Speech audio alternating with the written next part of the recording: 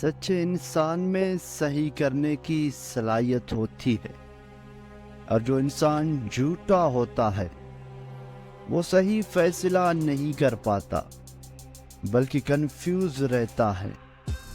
اگر فیصلہ صحیح بھی ہو جائے تو اس میں برکت نہیں ہوتی۔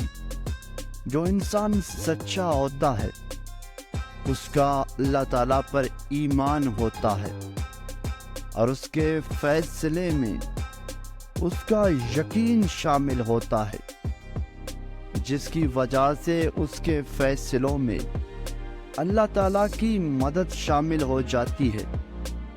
لوگ 6 دفعہ انٹری ٹیسٹ دیتے ہیں مگر کامیاب نہیں ہوتے۔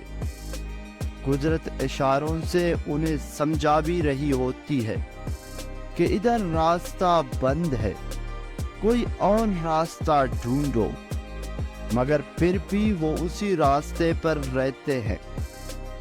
ان کی راستے پر رہنے کی وجہ ضد ہوتی ہے، اور جو ضدی ہوتا ہے اس کے ترقی کرنے کے مواقع کم ہوتے ہیں۔ جس فرد میں لچک ہوتی ہے وہ اپنے مالک کو پکارتا ہے اور کہتا ہے، میرے مالک، جو تیری مرضی ہے وہی میری مرضی ہے، میں تیرے فیصلوں پر راضی ہوں۔